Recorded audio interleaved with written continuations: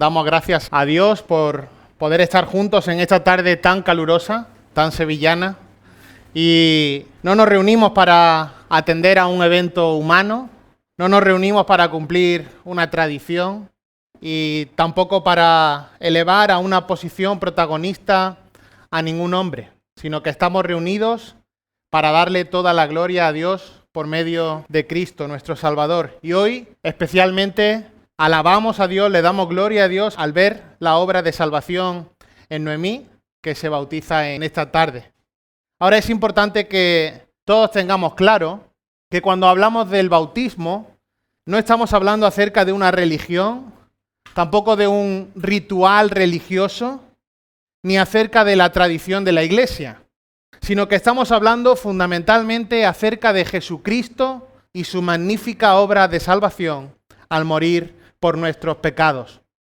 Hablar acerca del bautismo es hablar entonces de cómo Jesús nos enseña a expresar nuestra fe en Él y su gran salvación. Y es posible que en esta tarde puedas tener en tu mente muchas preguntas, o tal vez no.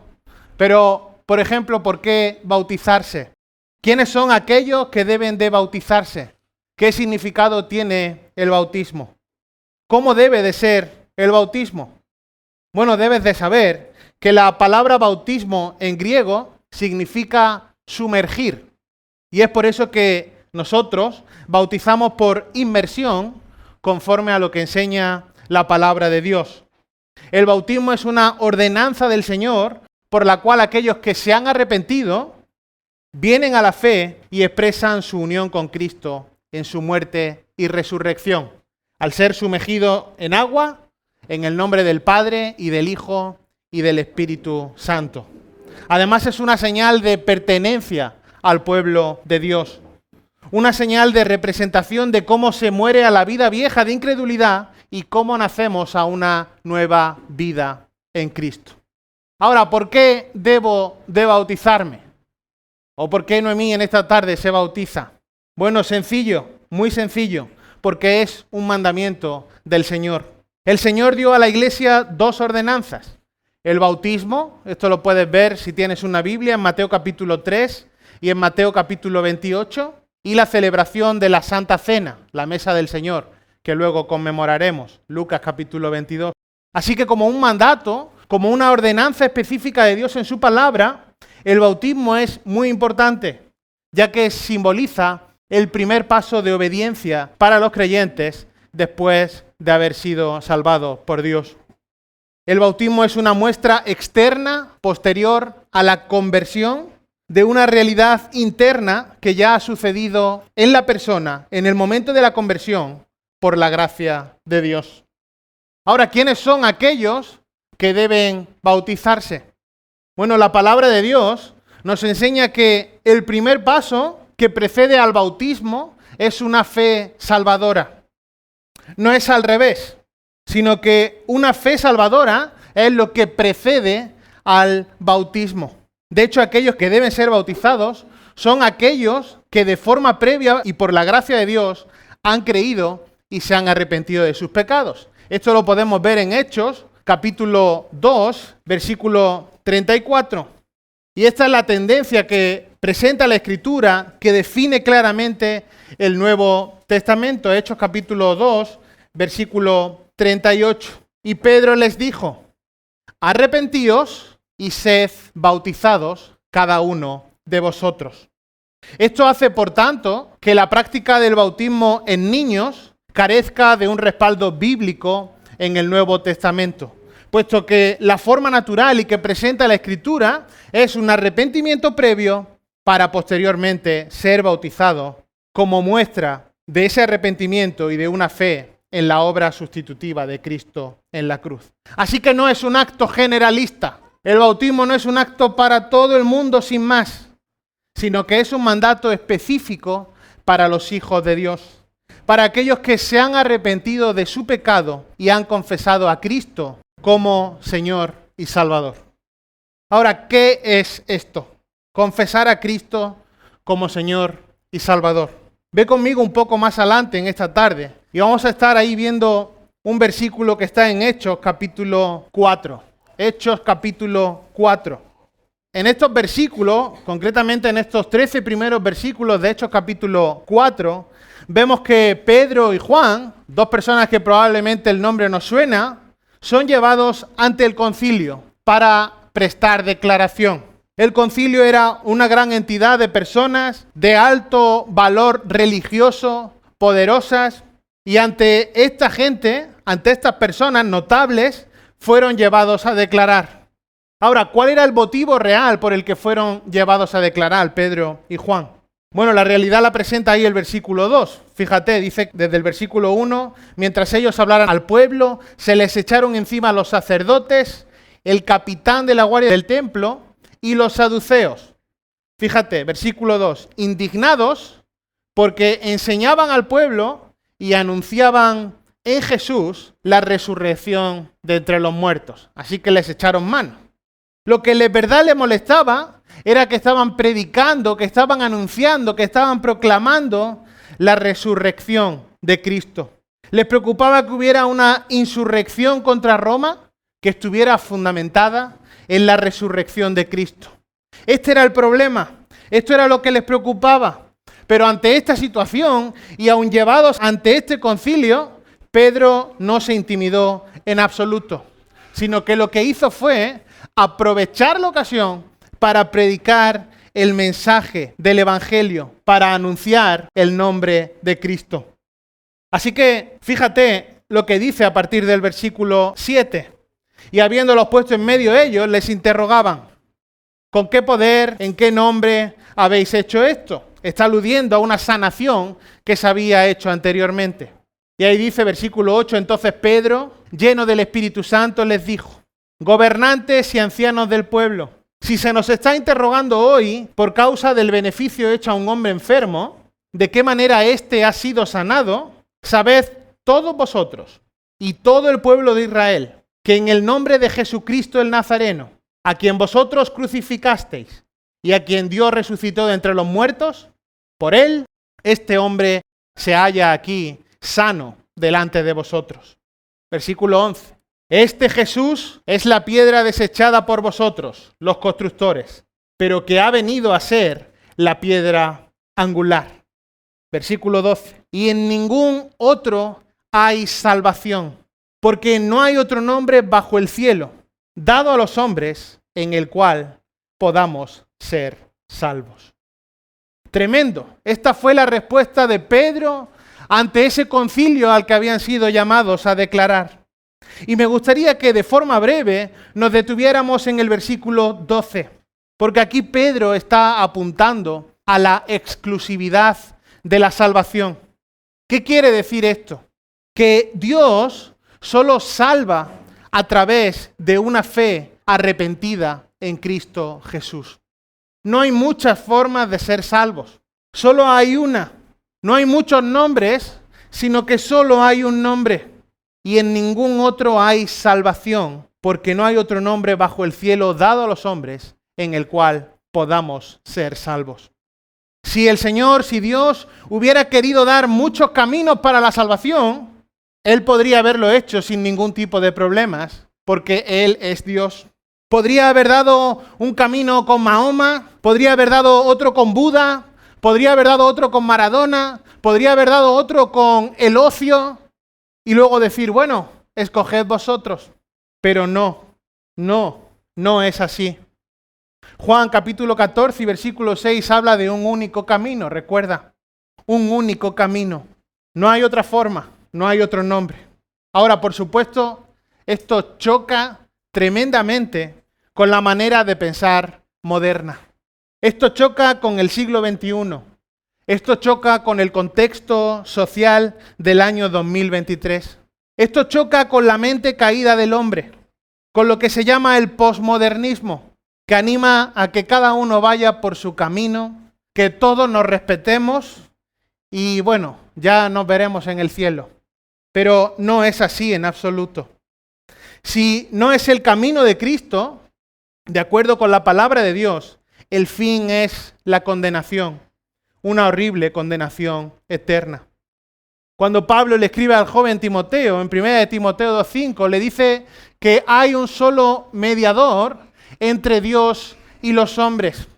Y le dice que ese mediador es Jesucristo hombre. No hay muchas formas de ser intermediarios con Dios. No es que puedas escoger tu camino, sino que habla de un único mediador entre Dios y los hombres, Jesucristo hombre. Así que no hay otra manera de que podamos llegar a Dios. Y en este versículo 12 de Hechos 4, me gustaría que resaltáramos en esta tarde dos ideas fundamentales. Dos ideas fundamentalmente. La primera de ellas, la exclusividad de la salvación. La exclusividad de la salvación. Y la segunda de ellas, el poderoso mensaje de Cristo. Pero antes de que analicemos nada, fíjate que Pedro está apuntando aquí a la salvación. Y esa palabra es clave en este versículo. Dice, y en ningún otro hay salvación. Y luego al final de ese versículo aparece en el cual podamos ser salvos. Pedro está aquí haciendo mención a la salvación. Bueno, ese salvos, que aparece ahí al versículo 12, al final, es una forma del verbo sozo, que también se usa en el versículo 9 para hablar de ese hombre cojo que había experimentado la curación.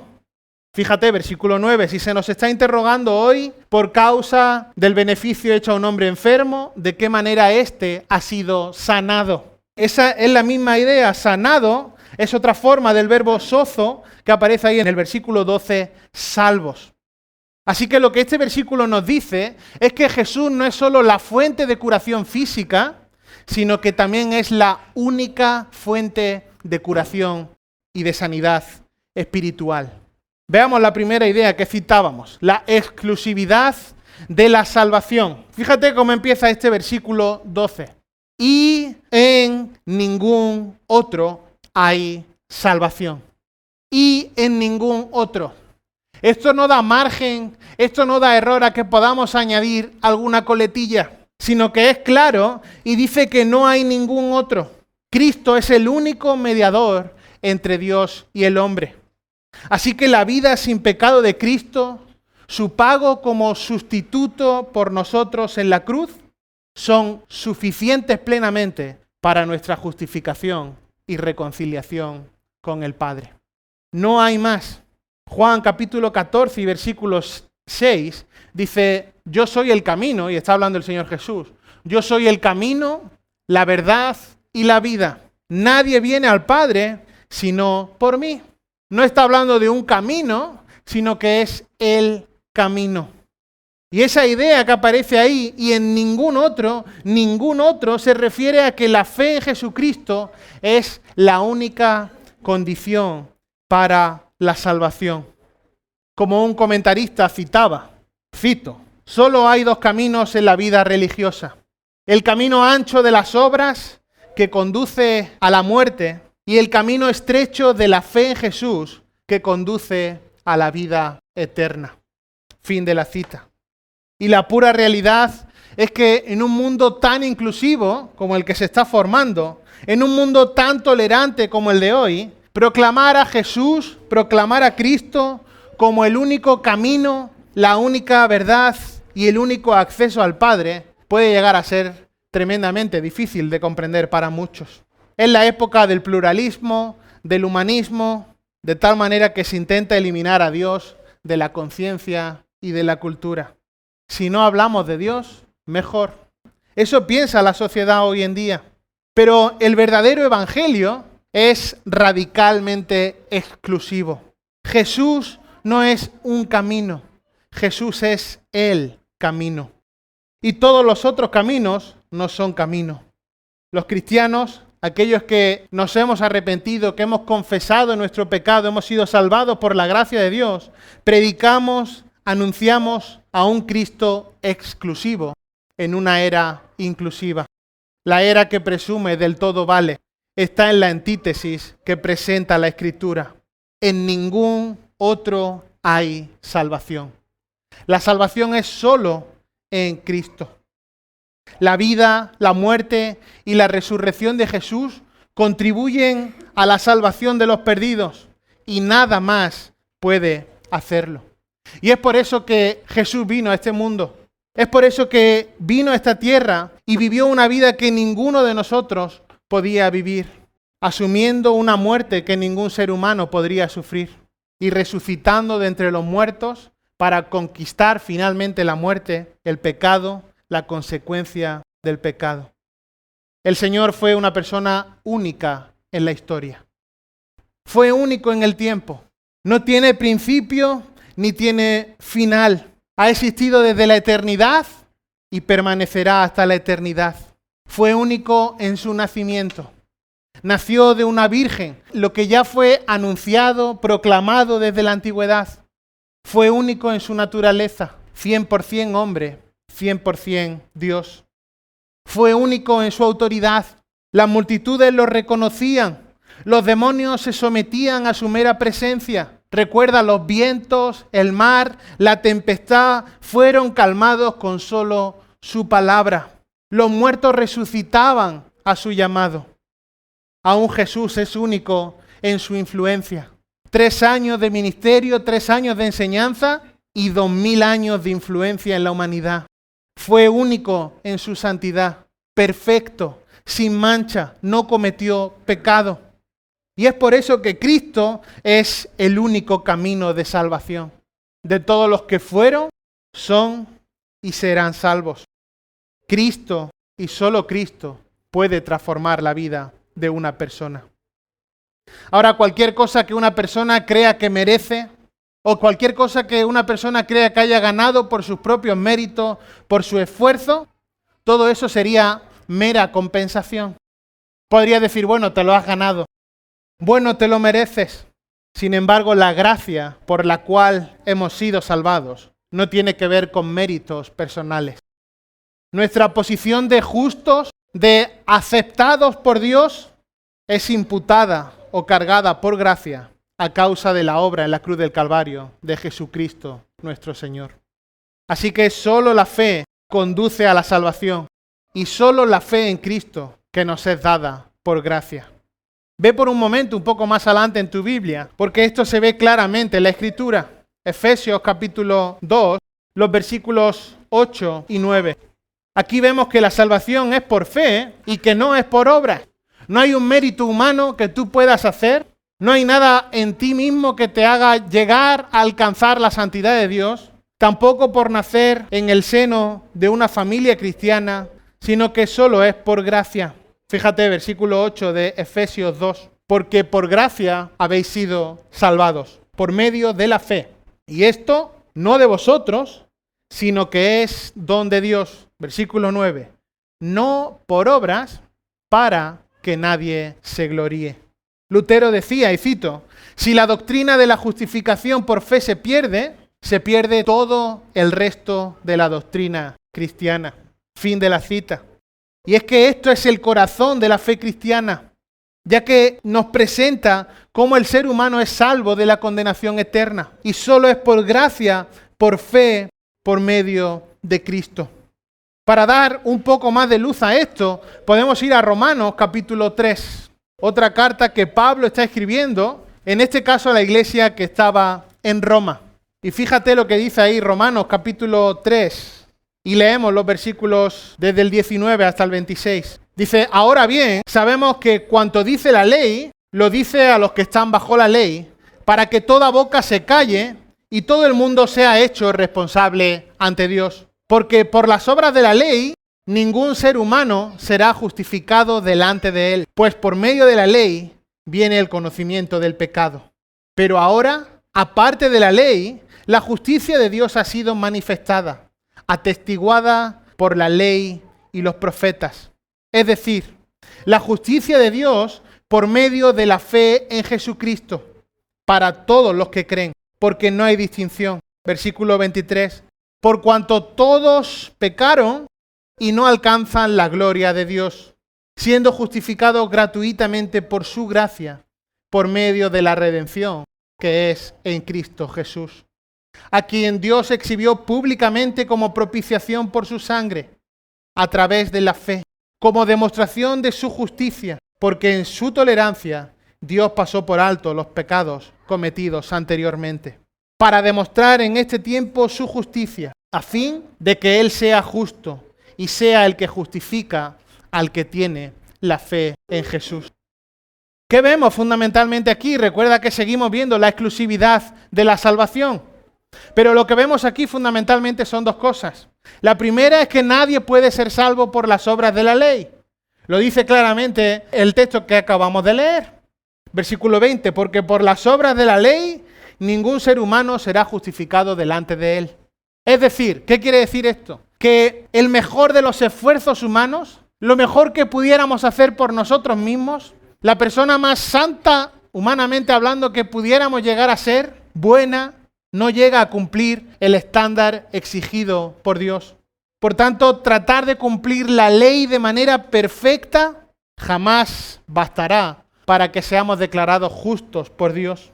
Porque el que incumple uno solo de los requisitos de la misma se hace culpable de toda la ley. Así que primero, nadie puede ser salvo por las obras de la ley. ¿Qué otra cosa vemos? Que la salvación solo es por la fe. Mira lo que dice el versículo 22. Es decir, la justicia de Dios por medio de la fe en Jesucristo para todos los que creen. La ley no nos puede dar dicha justicia, sino que solo Dios me puede dar la santidad por medio de la fe en Jesucristo. La salvación es solo por la fe. Así que el día en el que Cristo murió, un acontecimiento que sucedió, ese mismo día que estaba el Hijo de Dios, el Dios hecho hombre, clavado en aquel madero, nuestros pecados le fueron cargados a su cuenta, le fueron imputados a Él. Y esa es la razón por la que el sufrimiento era de tal calibre, de tal magnitud, que ahí el Hijo de Dios, el Dios encarnado, clavado en aquella cruz, llegó a exclamar: Dios mío, ¿por qué me has desamparado? La salvación es solo por la fe, por medio de Cristo. Así que, volviendo a nuestro versículo de Hechos 4:12, ya hemos visto la exclusividad de la salvación. Veamos ahora esta segunda idea, la que hemos llamado el poderoso mensaje de Cristo. Hechos 4:12, recuerda Pedro predicándole al concilio, y dice ahí el versículo 12, y en ningún otro hay salvación, porque no hay otro nombre bajo el cielo dado a los hombres en el cual podamos ser salvos. El Evangelio es un mensaje absolutamente increíble. Una palabra aparentemente absurda para el mundo, para la sabiduría de este mundo.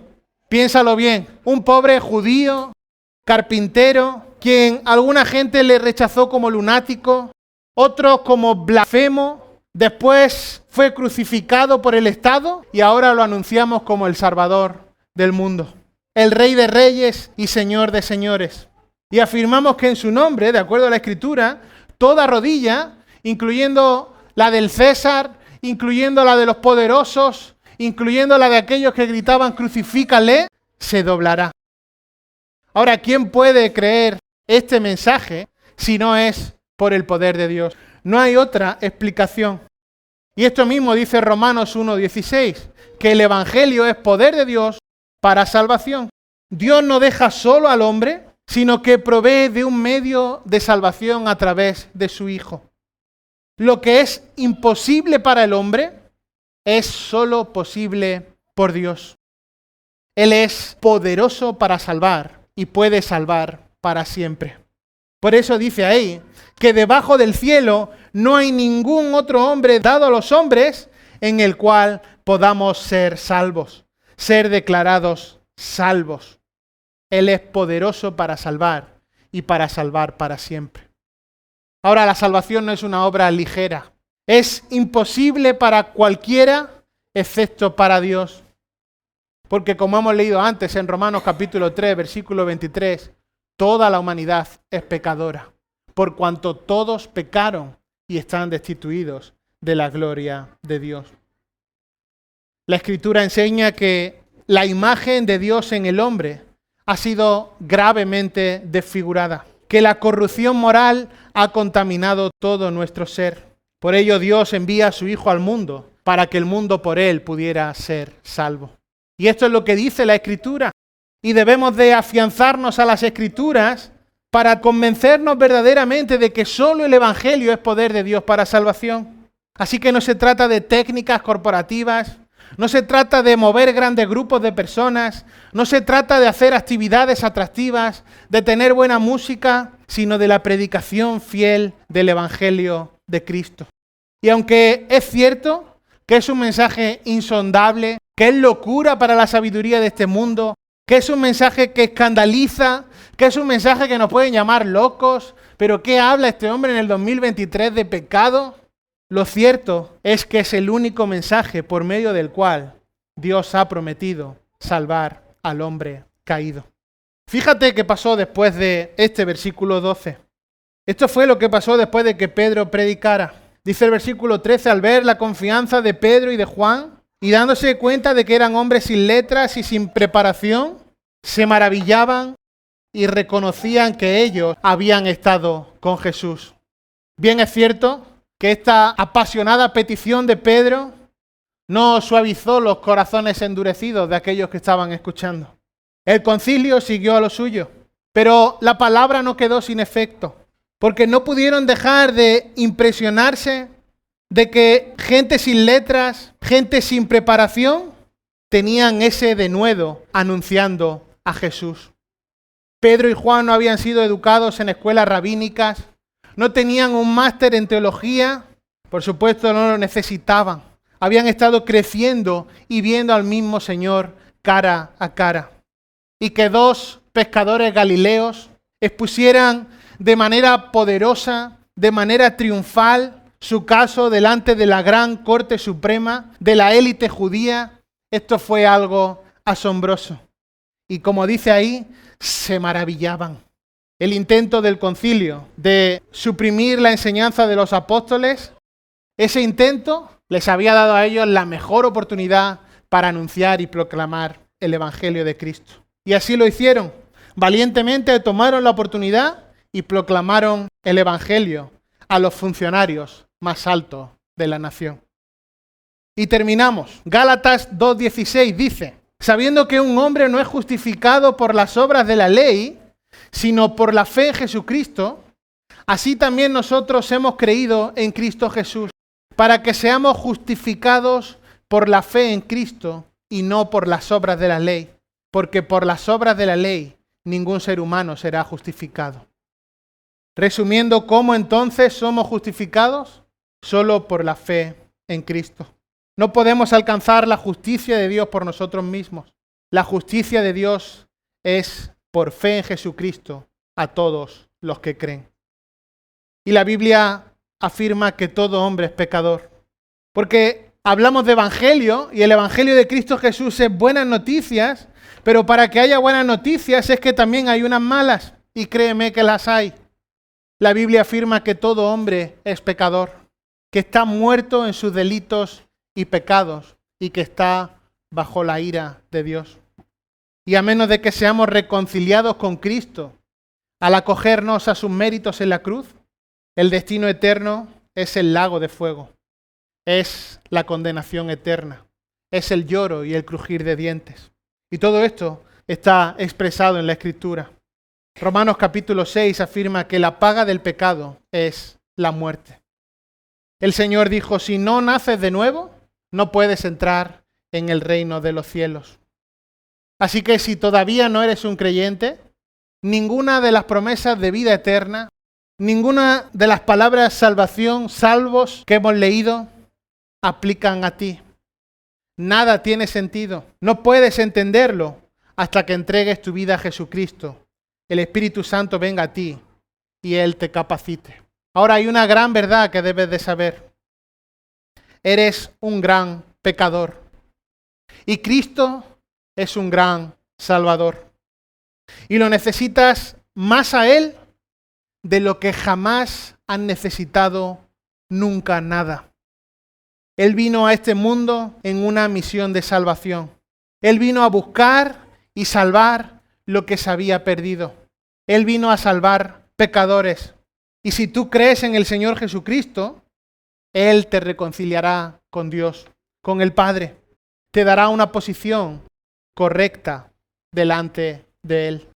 Pero si estás fuera de Cristo, entonces estás enemistado con Dios. Él está airado con el impío cada día. Si estás fuera de Cristo, si estás sin Cristo, la ira de Dios está sobre ti. Estás en el precipicio del infierno y en este momento necesitas ir urgentemente a Cristo. Necesitas volver a Cristo, arrojarte a su misericordia y decir, Señor, sé propicio a mí. Y como Dios es amor, dice, el que a mí viene, no lo echo fuera. Es el ofrecimiento más grande, la salvación, el ofrecimiento del perdón, el ofrecimiento de ser aceptado por un Dios santo, por el único Dios verdadero, el ofrecimiento de ser librado de la condenación eterna. Así que si tienes a Cristo, tienes todo. Cristo es todo. Pero si no tienes a Cristo, no tienes nada. Toda esta vida es pasajera y tiene un final. Un final en una eternidad junto a Cristo o un final en la condenación eterna. Así que por ello te ruego, cree en Cristo. Te ruego que lo hagas, porque dice la Escritura que todo aquel que invocare, que clamare al nombre del Señor, todo aquel que confiesa su pecado, que llega arrepentido ante Él, será salvo. Vamos a orar. Señor, te damos las gracias en esta tarde por poder abrir tu palabra. Señor, palabra que nos conmueve, Señor, nos toca en lo profundo de nuestro ser. Señor, y a medida que meditamos en tu verdad, en la verdad de tu palabra, en la verdad de Cristo, nos alejamos, Señor, de cualquier pensamiento humano, de cualquier religiosidad de fachada, de cualquier atuendo de moralidad vacía, y nos enfocamos en Cristo, el único camino para la salvación. Como dice tu palabra, en ningún otro hay salvación. No hay otro nombre bajo el cielo dado a los hombres en el cual podamos ser salvos. Y es por ello, Señor, que reconocemos y proclamamos y anunciamos nuestra pecaminosidad, nuestra tendencia a obrar mal, nuestra tendencia caída, Señor. Y, Señor, reconocemos que solo por medio de Cristo es que podemos ser librados de la paga del pecado. Y te ruego, Señor, si aún en esta tarde alguna persona aquí no te conoce, Señor, o el conocimiento acaba en un mero conocimiento intelectual de existencia, Señor, pero no tiene una relación genuina, personal contigo, Señor. Te ruego, Señor, que toques su corazón, toques su vida, Señor, pueda arrepentirse de su pecado y confesarte como Señor. Y entre tanto, Señor, que meditamos en tu palabra y miramos a la cruz de Cristo, te alabamos por habernos salvado por gracia, por medio de la fe, Señor, sin ningún mérito humano o forma humana, sino que fue don tuyo, Señor. Y por ello, Señor, te damos a ti toda la gloria que solo tú mereces, Señor, y nos emocionamos, nos alegramos, Señor, al compartir la alegría hoy con Noemí, respondiendo, Señor, en obediencia a tu palabra, al mandato, Señor, establecido, confesando públicamente para testimonio, Señor, la obra de salvación en su vida. Te damos toda la gloria que solo tú mereces y oramos en el nombre que es sobre todo nombre, en el nombre de Cristo Jesús, nuestro Salvador. Amén.